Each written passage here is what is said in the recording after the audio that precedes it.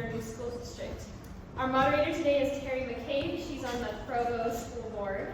And I'm going to turn the time over to her. We are recording, so if you would turn off or silence your phones or whatever, so there's not a lot of other sounds going on, then that would be great. And she will be asking the questions. We'll have them each take turns answering, and we're ready to go.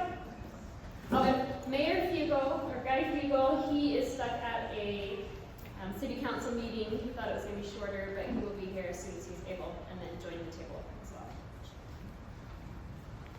well. Like she said, my name is Terry McCabe. I'm from the Provo School Board. And I want to thank PTA for putting together this so everybody can get to know the candidates. You guys can get to know the candidates, right? Okay, each candidate will have 2 minutes to introduce themselves. Okay, never mind, I don't have to do that. I didn't say it to them. Okay, and they'll have 1 minute to answer every question. And Shannon's going to be our timer. And due to time limits, we only have an hour. We may not address every question that was submitted, but candidates will be available at the booths afterwards. So if you have a question you want answered and we didn't get to it, make sure you ask all the candidates afterwards. Okay. And so we're going to go right in order here. Madeline, Robert, Lorraine, and Jacob, and then when Guy shows up, we'll insert him.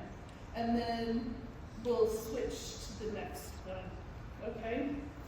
So, to ask the first question, 2 minutes. 2 minutes each. This is fun. Okay. I am Madeline Wyatt. I live kind of over by Cooks Park. I've lived here about 10 years. I have 3 kids in public school. I worked as an educator, as an interpreter for the deaf, and on PTA and as a substitute recently, and on the PTA board at Linden Elementary School. I cannot express how much I love education, how much I value every student in every level of learning, and I am really excited to run for the school board and hopefully help make a difference. Hi, I'm Robert Larson. I've lived here in Pleasant Grove for about 23 years. We're just a couple blocks away. This is my kids' elementary school. Work as a software engineer. Been working here at the school now. I've served as the SEC chair for the last year here at Mahogany. I have 5 kids. All of them have gone through Alpine School District schools. One of them is actually out now. She's in college. I still have one at the high school, 2 at the junior high, and 1 here at the elementary. And I have really enjoyed just being part of their education, going on field trips, serving here at the school, supporting the PTA, doing the things that I can to make my kids' experience as good as possible. But I look forward to potentially having the opportunity to work for those students to make their lives as good as we can.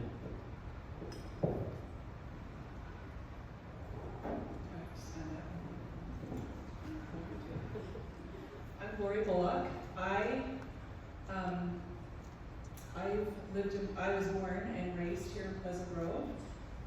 Left for college and for a few years, but came back. I've raised my 6 daughters here. They've all gone through Alpine School District. I have worked for Alpine School District for the last 24 years.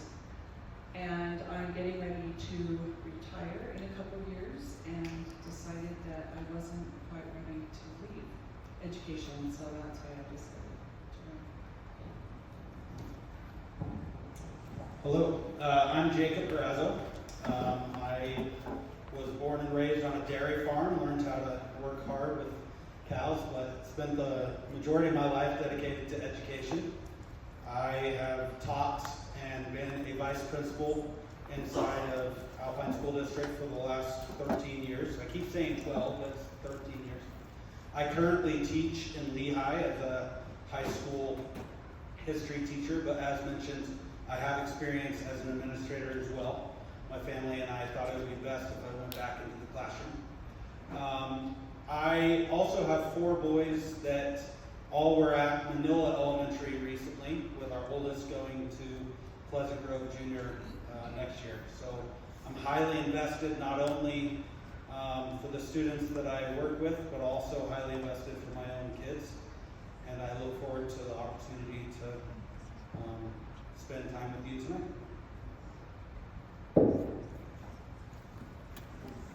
Okay, you and the blue shirt. Pick a number between 12 and 21. 13. Okay. This is the first question. What steps would you take to increase transparency and communication between the school board and the public? Madeline is first. Okay. I love this question because with the recent closure studies, this has been on my mind a lot.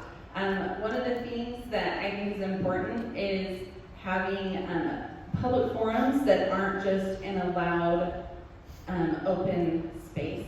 Not saying this, but we had that at the high school and it was really rough. But to have more one-on-one things, having a panel or instead of just like 10 people around. Does that make sense? I don't know if I'm saying that in a clear way. But having more public forums for parents to attend. The other I feel like is the social media can be utilized better. And the last thing is the website. The website needs to be good. And I feel like the ASD website is very difficult to navigate and hard to find the information that you're looking for. So if we can have a very accessible website, we will have more access for parents. Yeah, so I agree. I think there's a lot of things that we can do with technology that have not been utilized very well in the past, the social media websites. I kind of think that part of transparency, though, is also being open with everything. I'm thinking of an experience I had working where they decided to take away our our garbage cans from our desks and move them to a central location at work. And they kept telling us it was for our health, and as if we would believe that, when it was just a cost-saving measure. And I think being honest about the reasons, people can understand. People will agree with you if you just present what you're thinking, and they may not agree, but they'll understand. So it's that kind of open transparency that I would fight for as a school board member as well. It's hard to be further down the line. We were talking earlier with the group. And they said, well, my mom said, we didn't hear about this. And I think it's really, we need to find ways that we can better reach out to maybe our older citizens that are not as technologically savvy. I'm almost like up there, right? But yeah, I think the good,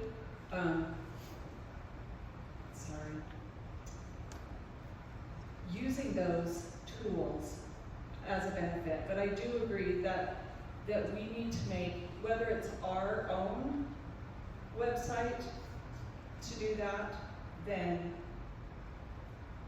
I see it. There we go. When I think of transparency, I actually think of informal as well as professional.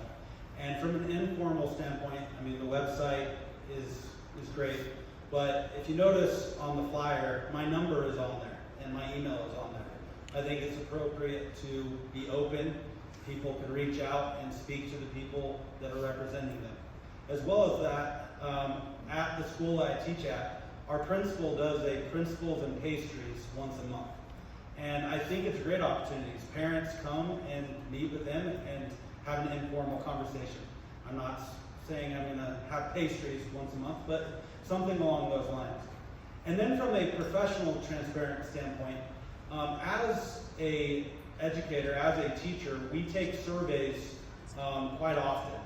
And it's important that we actually are able to see the results of those. And I think if we're doing surveys, putting it out there and showing the results so people can understand why we're making the decisions we are.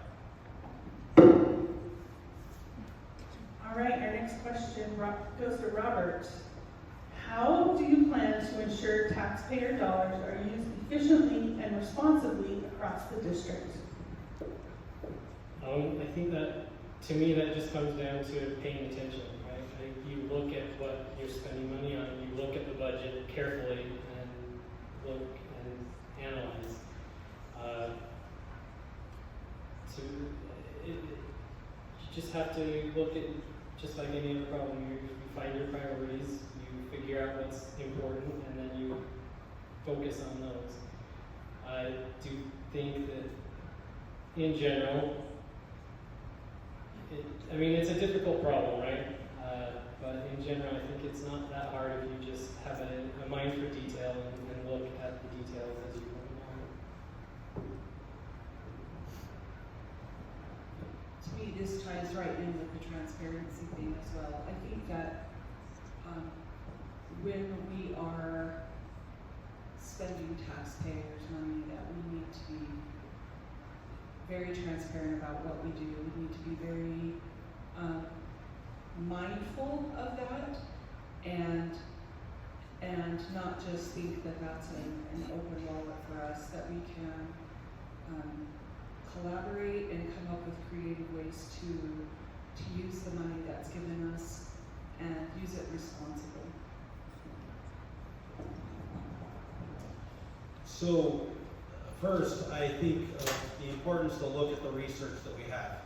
There is a lot of educational research out there showing what directly leads to student learning. And if we can make decisions based upon research that's backed by years of practice across the nation and within the state, I think that we can make appropriate decisions. Also, one of our first jobs on the school board is hiring a superintendent as well as a business administrator.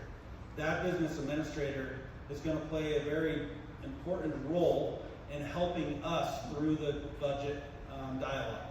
And they're not going to have the final say of anything, but we are not going to be complete experts on everything. And so hiring the right people as well as learning from the right people will help us along that process. I think just what they've been saying, when we look at specifically what we're spending on, and instead of spending millions of dollars on changing curriculum every few years and buying all new textbooks and throwing things out, or right, we can cut waste. We can look at what is really going to benefit us and what is just fluff. And I think we'll be able to be more productive that way. Our students will benefit, and so will the budgets.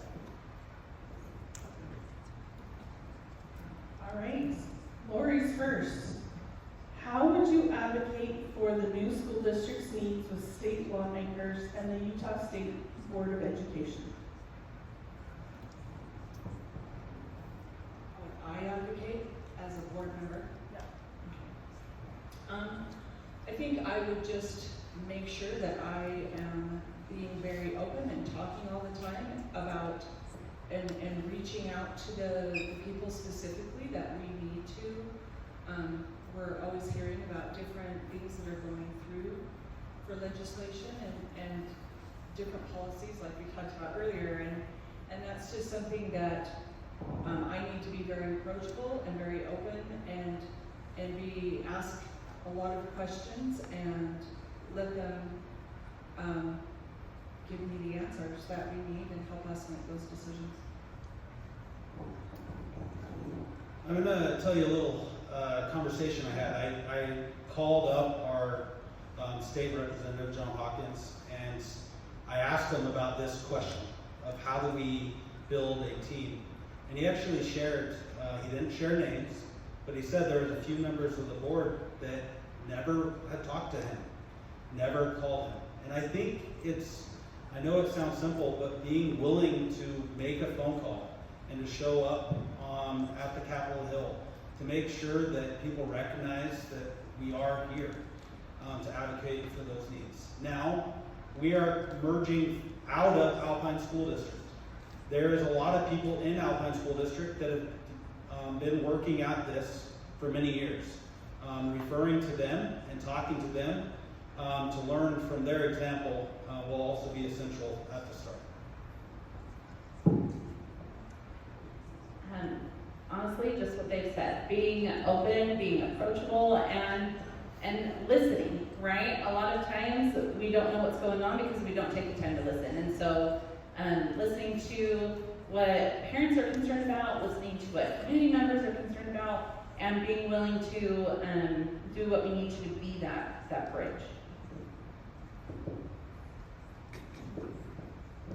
Yeah, I think for me, I mean, it kind of comes down to those details.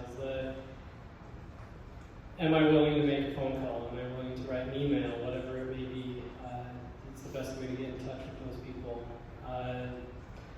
Listening, making sure that we have a conversation rather than just a one-sided discussion. I don't know what the word for that would be. But yeah, I think it really boils down to just that willingness to reach out and to our constituents as well as those state school board members and things, so that we know what we need to do and they know what problems we're facing and what our concerns are. Okay, Jacob, what specific criteria would you use to determine whether the superintendent is the right leader for the new school district? So I answered this question in an email the other day, and the first thing that comes to mind is someone that cares about the individual. Someone that is willing to care about an individual student's, teacher, parent, or community member. And that culture of caring, I think, will lead into being an appropriate leader of education, because a lot of educational decisions are about caring for one. Now, I want someone that is visionary. I want someone that's willing to look at our current situation and instead of just look at status quo, look ahead and see how we can move forward. But also someone that's willing to build the leaders around them. The superintendent is going to have a team, and I don't think it's their say is the only thing, but also building up the leaders around them and allowing them to serve. I believe we need someone that has bottom-up management, meaning that they encourage, and it's not a top-down, I'm in charge, this is what you do, but just like Jacob was saying, that he takes the advice of the people around him and helps lift them up. And when a leader is able to do bottom-up versus top-down, there's so much more success, so much more unity, and progress. I agree. I think, to me, the primary qualification for a superintendent is focusing on what his job is, and that's the education of the students. Obviously, they need to have experience doing that job. We don't want to hire somebody who doesn't know what they're doing. But I think primarily I'm looking for, I would look for somebody who is willing to listen to others and understand where they're coming from before making a decision or making some sort of recommendation in that. I think listening and understanding is the kind of person that I would want working there.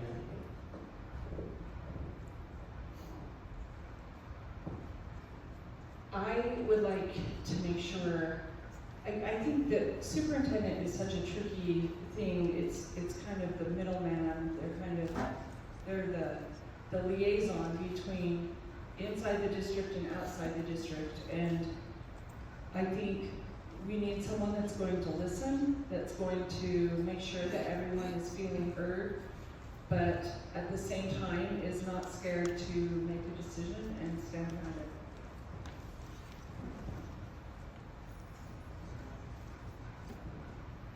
All right, since Guy's not here, we'll move back to Madeline. Okay, what level of time commitment do you think will be required for the school board to effectively build a new school district? Let me read that again. What level of time commitment do you think will be required for the school board to effectively build a new school district? Honestly, right at the beginning, it'll be a lot of hours. There's a lot that needs to happen, going through everything and organizing and making sure that our district, especially working with Alpine School District right at the beginning, right, and how we're dividing assets and how they're handing everything off. It's going to take a lot of time, and there's a huge learning curve at the beginning for any school board or any school board member, and we're going to have a whole board full of new members, right? So it will take a lot of hours at the beginning, and hopefully that will lessen as time goes because we'll get the hang of it. But up to that point, it will take a substantial amount of time. I agree. I'm not sure what else to say, but yeah, I mean, I expect that, especially up front, we are looking at multiple hours each week, 10 hours a week of digging through problems, looking at the thing, learning what we're supposed to be doing and how to handle things. And I agree, hopefully that lessens quite a bit as we kind of get things settled and get a better understanding of what we're supposed to be doing and go forward.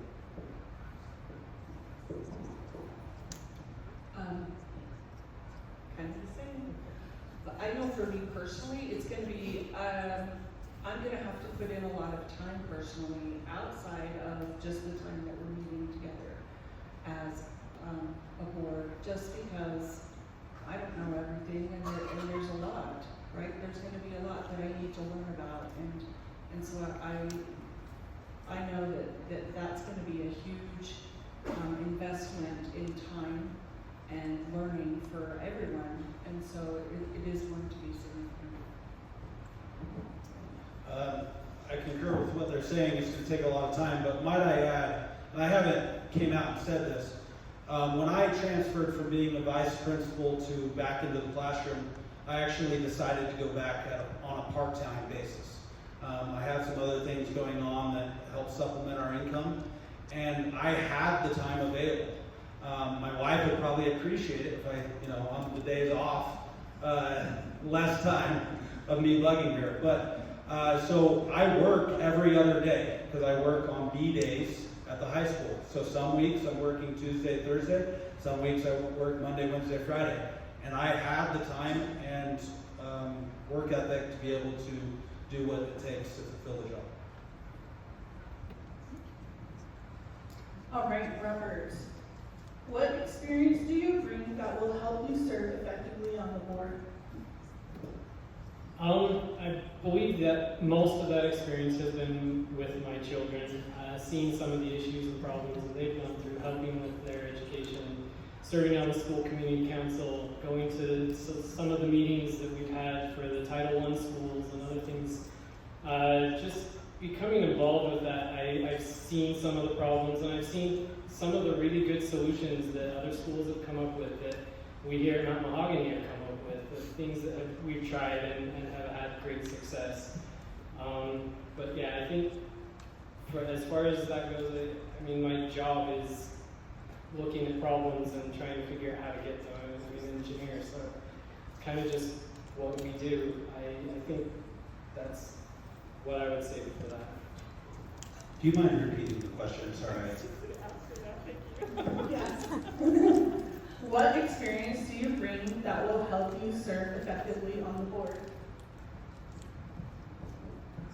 I too, having the kids that have gone through Alpine School District has been really awesome, but also looking at it from the other side as a teacher, and then now I'm a librarian, so I've kind of had some different roles. I've tried to be involved with different clubs and different things like that, so to have a good feel of the many different kinds of students in the schools, and really, to me, where it breaks down to is that's what this whole thing is about, is our students and what's going to be best for them. And so I think that that kind of gives me a great insight as far as the teacher brain and how we feel about what happens at the board level and as far as our jobs go. Do you want me to answer? Yeah. Let me repeat the question for Guy. What experience do you bring that will help you serve effectively on the board. So it was Jacob's turn, and then yours, and then Madeline. I've been able to serve in all aspects of being a stakeholder. What I mean by that is I am passionate as a parent, but then also I've been heavily involved at both a teacher and a administrative role. When I was an administrator, I served on multiple district committees, some on high-level thinking, some on technology, not just like how tech works, but looking at personal technology policies. I've been able to serve in all aspects of the district. And then when I went back into the classroom part-time, I've spent a lot of time volunteering at Manila Elementary. I'm on school community council, as well as I've been actively serving in the classroom for all of my kids' classes. And so, very wide range of experience that will benefit me. Well, I'll begin by apologizing to you for being late. It's not every night at City Council we think we're going to have a short meeting with a public hearing, and the TV crews show up, and a group of people, we don't know why they showed up. Anyway, you just can't leave in the middle of that. Yes, there's qualifications for being a board member and what expertise I could bring to it. So I spent 19 years on Alpine's board. Alpine is one of the best school districts in the state, if not the country, on how it's run. And I saw it from early years and learned many things about the district, and in my experience, I think I'm needed for this next 3 years to help create this district and be able to get it on the right footing because of my past experience. And also that I happen to live with a person who was a teacher and an administrator for many years, so which is my wife. So, thank you. Okay. I still get to answer, Okay. right? Yes, sorry. Unless you don't want to know my experience, that's okay. I bring the more parental side. I've worked as an educator, as a parent, as a volunteer, and more recently as a substitute. And sometimes I feel like that's kind of not looked down on, like, oh, that's not experience. But what substitute teaching has done for me is I've been able to go into different schools. I see how different schools are run. I see the different opportunities that people have, what specials are available, what technology is available, what pull-out groups are there, right? So I've been able to see it in not just one school, but multiple schools. And then as a long-term sub goes in for a certain period of time. And doing that and having done long-term subs without lesson plans, I jumped in and I became that teacher, and that is what I bring, is I jump in and I do what needs to be done. All right, to catch Guy up with everybody else, we'll let you have your 2-minute introduction right now, because they already got to do that. And then we'll move on to the next question. You know, I'm excited about our new district. We didn't ask for it, but anyway, so that's one reason. So my introduction is that I'm Guy Fugel, a lifetime resident of Pleasant Grove. And I'm married to Paula Fugel, and who was, as I said, was an educator, and gained a lot of knowledge from her, and her experiences. And I just feel that this is something I need to do. And I'm at a point in my life where I have a lot of time to serve and be part of a situation and situations that will come up and which already are coming up with this new board. You know, I love Pleasant Grove, and I love our students in our schools, and our teachers and our administrators. I want them to be as successful as they can be, and being given us the best education for those students and support them. So I guess that's. All right, next question goes to Lori. What's your view on class sizes and staffing ratios? My view is that we need to be sorry. Class sizes, they're so important. We need to really watch that. That needs to stay at the forefront of our minds. I know you hear this a lot, and kids are getting a little bit more difficult in the classroom. Not all kids, some kids. And when you keep adding more and more and more, it becomes a very difficult environment.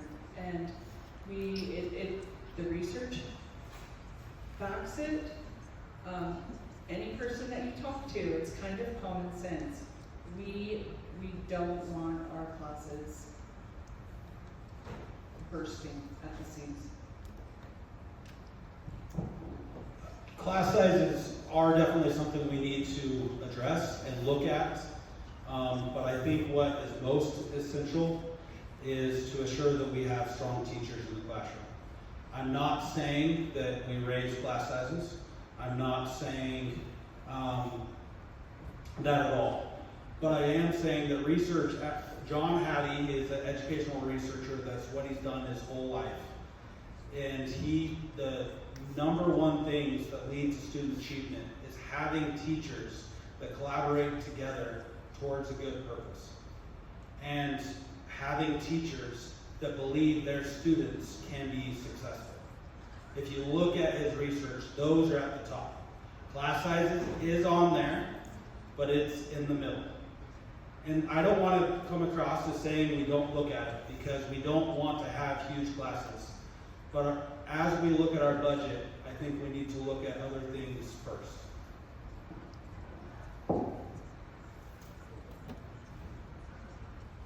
You know, I've got some ideas on class size. I see studying the financials of our new district as we roll down. And in a couple of years, we're going to be in a pretty good position where we'll have additional dollars.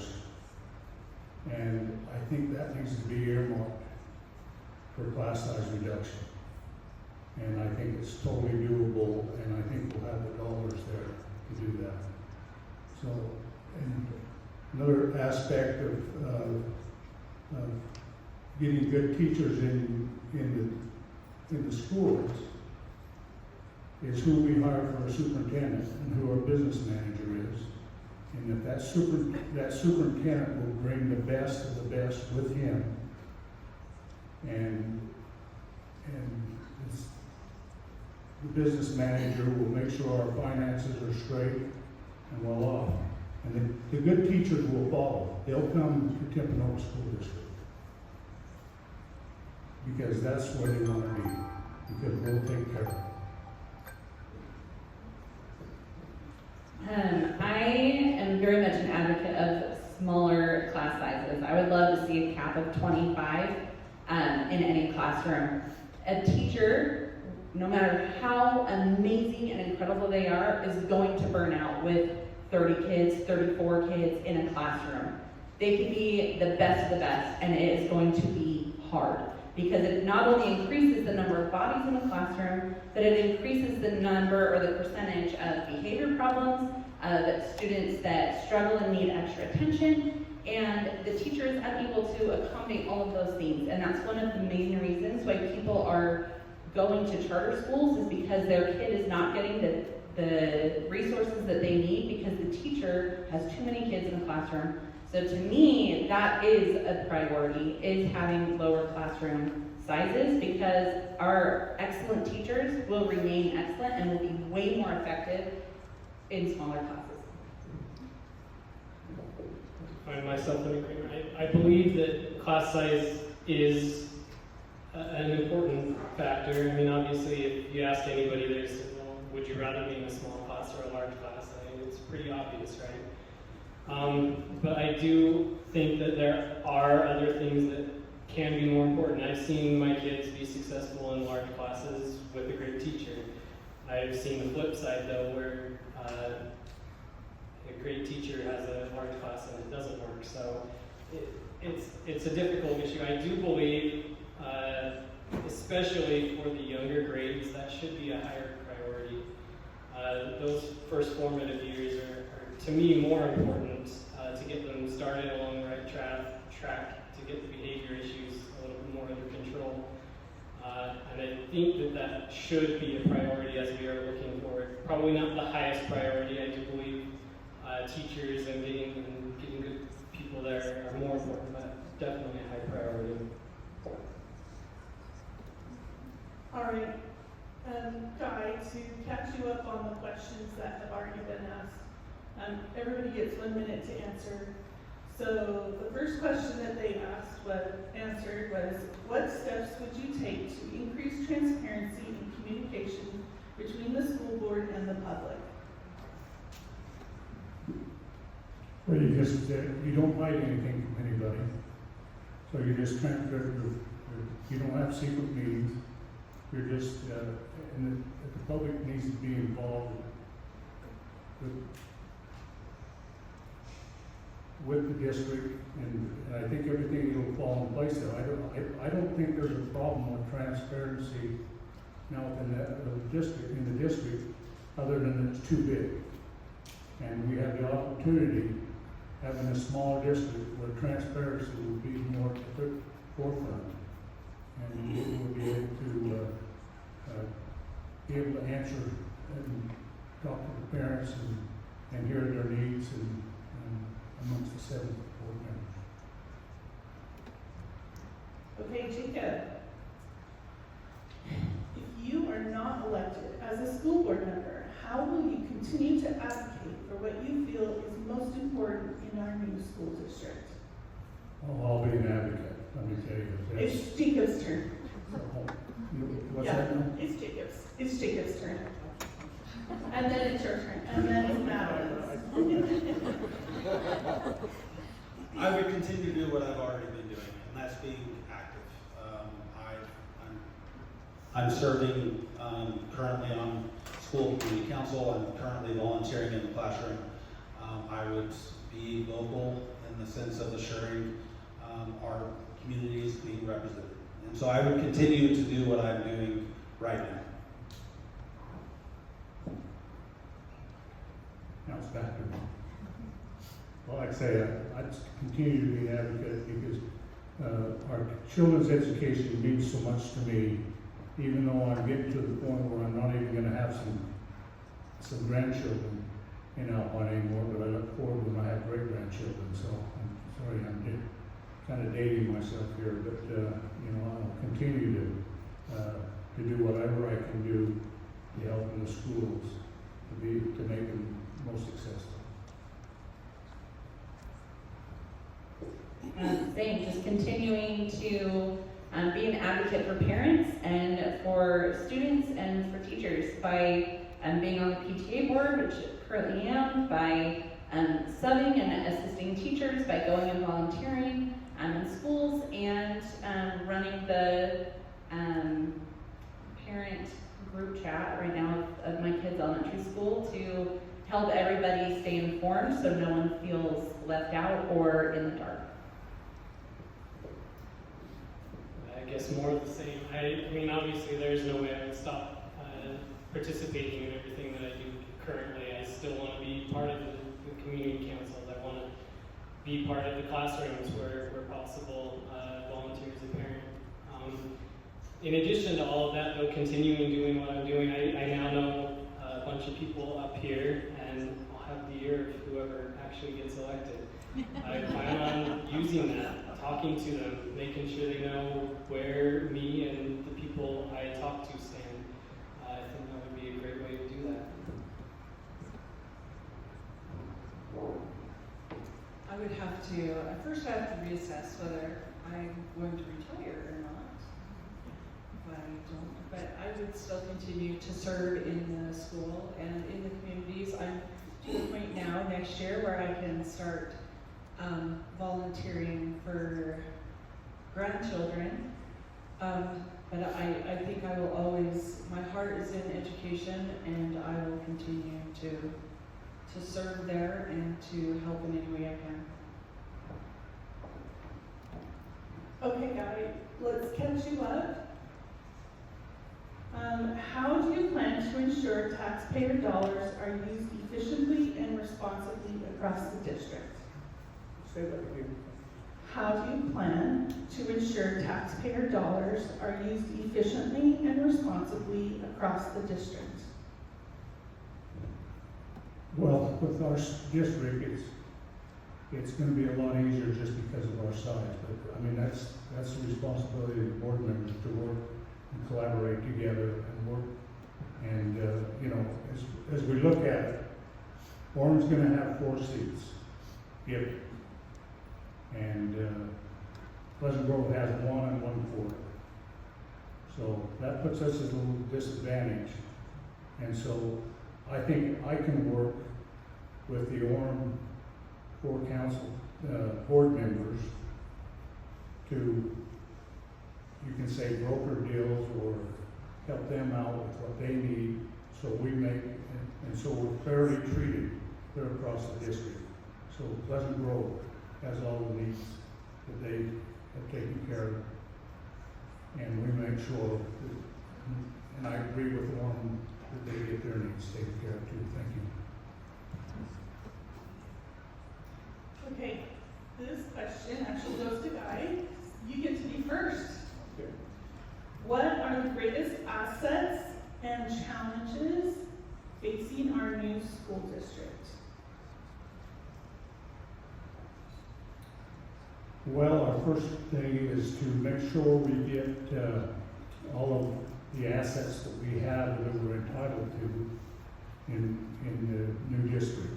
And that's going to take a lot of collaboration with the other 2 districts, because sometimes they want more than they think they need to have. But anyway, but that is one of the biggest things that we'll face is how everything is split up and evenly. And with that, with our new superintendent, Rob Smith, who's the former the district business manager, he has shared with me that that's his #1 priority, that we all get our fair share throughout the district in the next 2 years. Can you repeat the question? Yes. What are the greatest assets and challenges facing our new school district?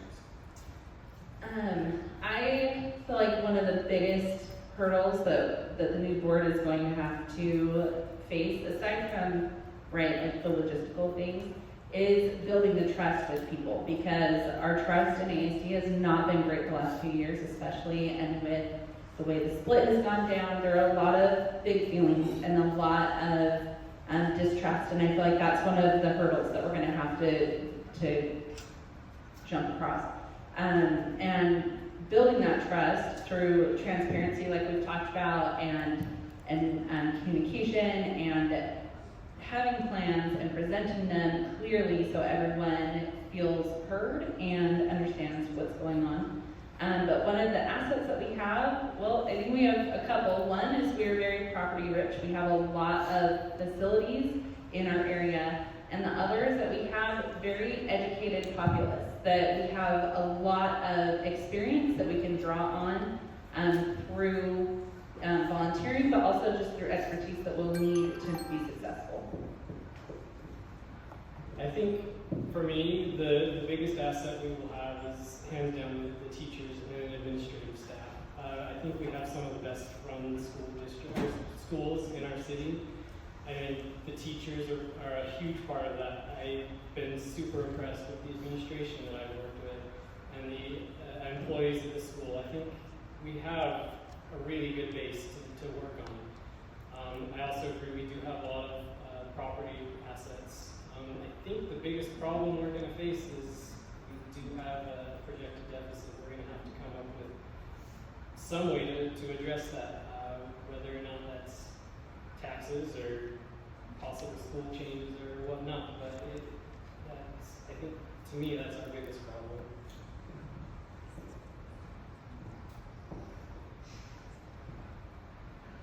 I have to agree. Our greatest assets, I think, right now are our employees. We have great employees, and we want to make sure that we keep them. A big challenge is we're just right now. Everything feels like we're in limbo. Nobody knows which way is up as far as the employees go. I was talking to someone tonight. They're like, "Am I going to have a job? Where do I go? What do I do?" And we just don't know. And that's kind of, because right now, once we get this board elected and we get a new superintendent, I think everybody's going to be able to kind of like take a deep breath and settle down, and then we're going to be able to move forward. It's just that kind of state of limbo right now is a challenge, but I think we're going to overcome that easily. I'll start with the challenges. I mean, it's estimated that we're going to be starting off with about a $21 to $22 million budget deficit. I think that's something we have to look at immediately, as well as we have a lowering enrollment in most of the district. Vineyard is the only area that is growing, and so we have to look at that, as well as we don't have specialty schools that we have been having. Dan Peterson's special ed school, as well as Polaris for higher risk high school students. Whether we share those with the neighboring districts or how we work through that, those are things we're going to have to address. Our greatest assets has already been mentioned, and that's the employees that we have, but also I'll look at the opportunities we have. We can build our outreach with BYU, UVU, as well as I see this beautiful theater like Ruth Theater getting built. We have so many things around that we can reach out and build opportunities for our students to enjoy. All right, guys, this is another catch-up question. How would you advocate for the new school district's needs with state lawmakers and the Utah State Board of Education?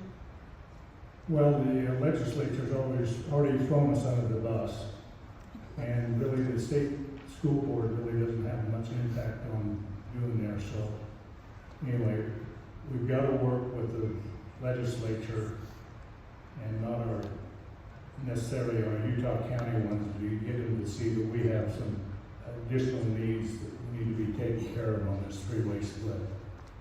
And so, yeah, it's just a sad thing how this all happened, and we didn't have any say in it. But we need to make the best of it, so it's going to take a lot of work in this next session with board members, contacting our legislators, and advocating for additional funds for our district. All right, Madeline. What are the top 3 to 5 job responsibilities of a school board member? Oh my goodness. How do you well, thank you. I gotta go first. One is to really take into consideration all the needs that we have. We need to look at the school facilities, the school boundaries. We need to make sure that our students are set up for success, and that's really a big job.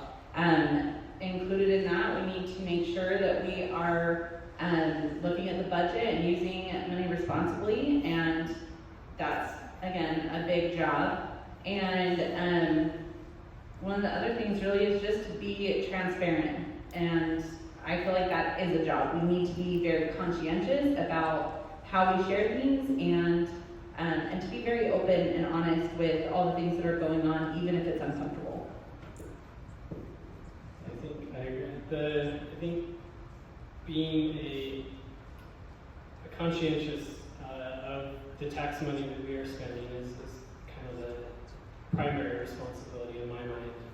It is our job, as it would be our job as a school board, to make sure that we are looking at that and that we don't just rubber stamp anything that's put in front of us. Hiring superintendent and business administrator, policy making for the district so the policies match those of our community are kind of what I see as the main responsibilities that we would have.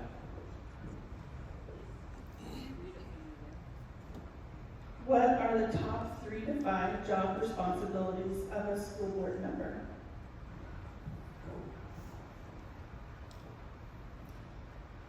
I think the main responsibility that we have is that to remember that we represent the people in our area and to make sure that we are open to communication and listening to what their needs are, what their wants and what's needed in our communities before taking that to the board to discuss the needs. Also, the hiring of the superintendent, that's kind of probably our most important thing right here at the first, but also just making sure that we're doing what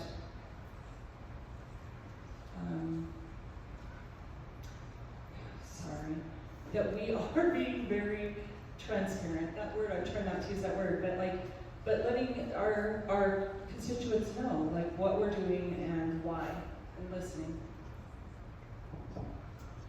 Every decision that we are going to make comes back to are we doing what's best for students and student achievement. We are representing the voters that voted us in, but our job is to do what's best for the community by helping our students learn and grow. That starts with hiring a good, visionary, and responsible superintendent and business administrators. And then from there, as we make budget decisions, as well as setting policy, it should all come back to student achievement. I wrote down here a question that was asked the other day. Somebody asked me, are you going to represent the community to the district, or are you going to represent the district to the community?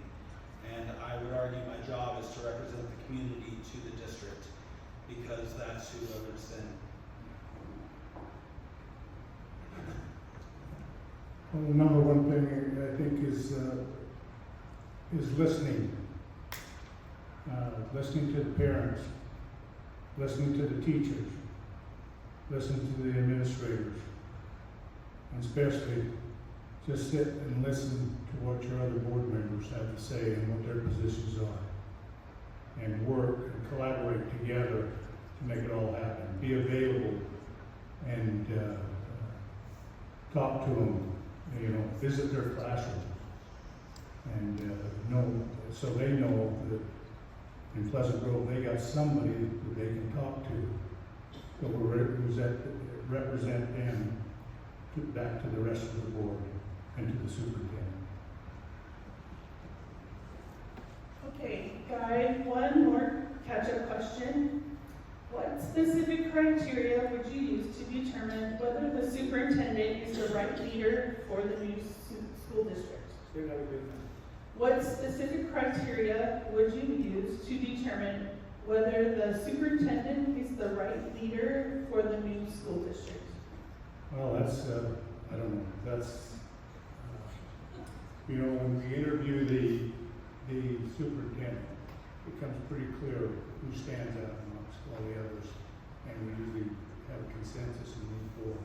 Until that point, when you see it's just their different abilities that they have, and really it's how their management style and how they want to lead this district.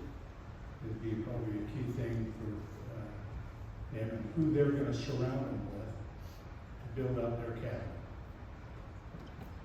Okay, last question. Robert, what are your goals for your first year on the school board? Where do you see the district in 5 years, and how will you measure if the district is successful? I mean, some of the easy first goals: get a superintendent in place, get the basics in place, and part of that first year is also to work out with the current Alpine School District what our policies are going to be, who gets what retirement packages, all that kind of stuff that needs to be worked out. First priority past that, I think, is getting the schools themselves set up with direction and guidance as to what's going to go on in the future, so that they can then work without things hanging over their heads, without worrying about problems that may come up. Honestly, I think in 10 years, I think we're going to be in a great position. I think we're going to have great schools just like we do now that serve their students and do what schools are supposed to do.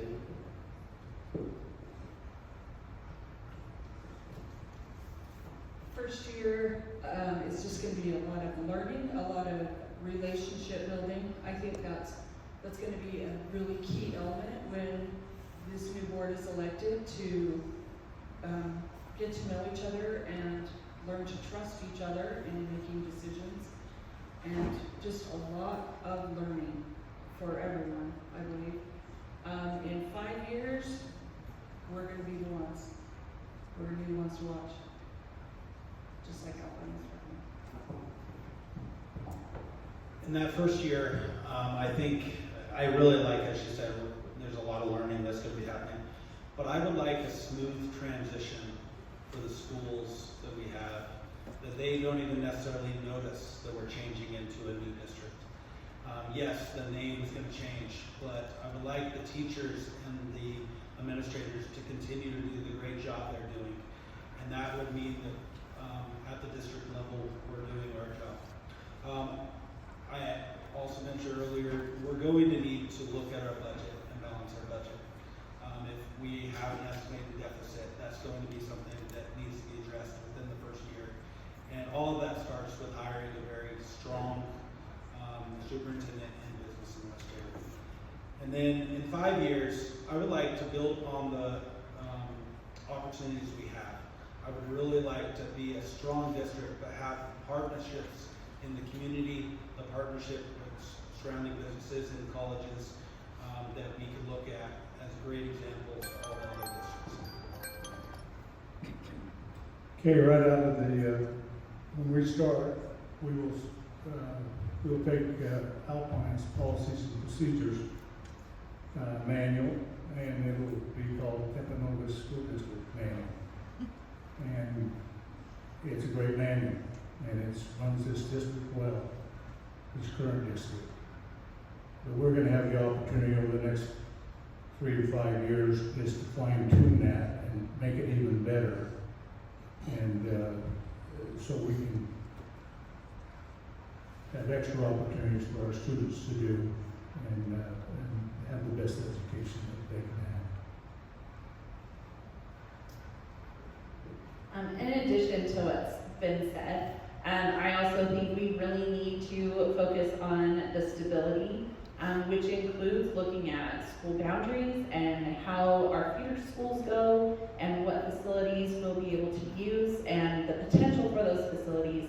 Because if we can, instead of making a change every year and parents not knowing where their kids are going to go or whether they should go to that school or move their students, that they will have the stability, which also builds that trust and also gives us something to go on. And so then down the road, 5-10 years, it will be very successful. We'll have those community hubs that we need. We will have the projections, and people will have that stability, and they will move to the areas that they feel are being successful, which will be our district, I think. All right. No more questions. You get 1 minute to convince everyone to vote for you. We'll go this way. So starting with Guy, and ending with Madeline. And ignore me, I don't take pictures.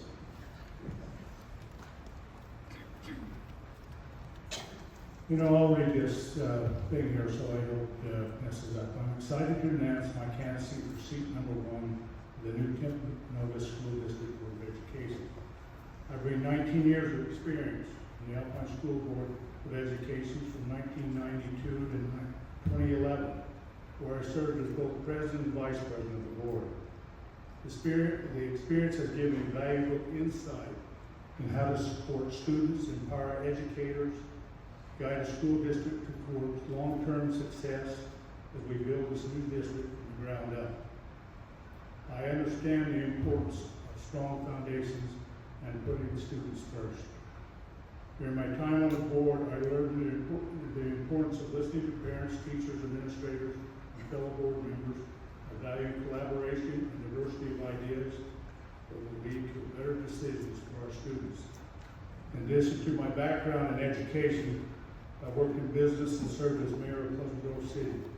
These roles have prepared me to manage budget responsibly, minimize future tax burdens, and lead with transparency and accountability. This is a unique opportunity to build a district that reflects our shared values. Thank you. Jacob. I bring a unique perspective as a very passionate parent with 4 kids in the schools today, and I'm actively engaged in their education, while also being the only candidate that has served both as a teacher and as an administrator, and then participated in all levels of the district. I know what it takes to bring student achievement into the classroom, because I'm doing it on a day-to-day basis. I believe that both perspectives matter, and that should be something that you look forward to. I care deeply about this opportunity. I feel that as we look forward in Alpine School District, we need someone that has the experience in the classroom, because I do believe an educator's voice matters. Educator's voice is someone that is able to look at the research and make sure that we're making decisions based upon real practical ideas and real research that leads directly back to student achievement.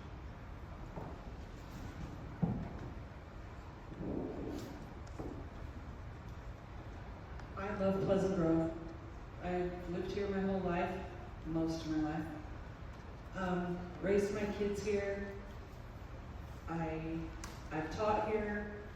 I'm passionate about it. I want what's best for our kids. I love working with kids. I love working with people, and I'm not afraid to learn new things, and I am excited to start this new adventure.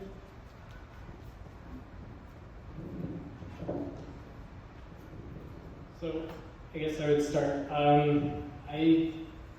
I'm grateful for all of the people, all the educators that have blessed my children's life. And I do look forward to an opportunity to potentially help them, help my kids in a more direct way.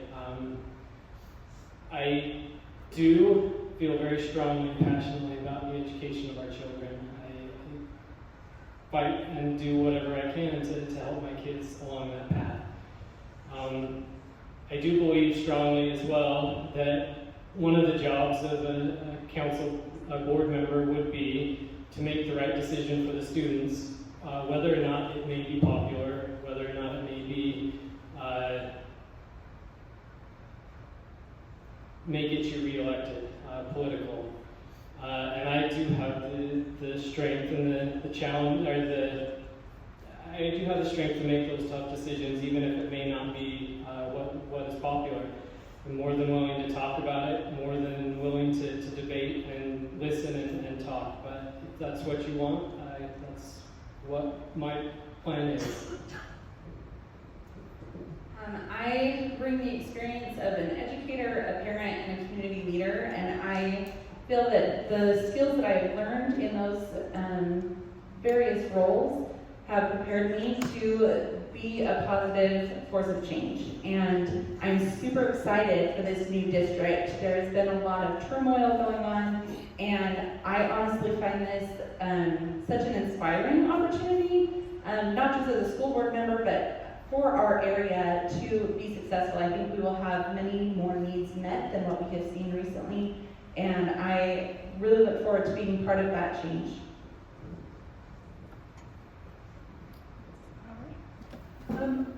Let's give the candidates a round of applause.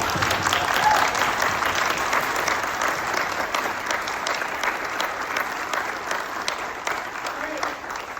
I do not envy the voters because you have 5 amazing candidates right here to decide from. These guys are awesome, and good luck. And if we didn't ask your question, make sure you go to the booths for the candidates and ask your question and travel home safely. Thank you. And for those, I should have written this down, the actual dates, but the timeline from this point on goes that at the end of July, you will get a ballot. You'll have until the beginning of August. If somebody knows the date, throw it out. The 12th, August 12th is when the ballots are due. If you have people that did not come tonight, because obviously Pleasant Grove above 200 South is a lot more people than are in this room. We did record this. We will have it on YouTube and hopefully get the link out to lots of places where you can send it to your friends so they can also see the different candidates. But make sure that you advocate for who you think will be best for your community. And by August 12th, get those ballots in. After that, there will be 2 that will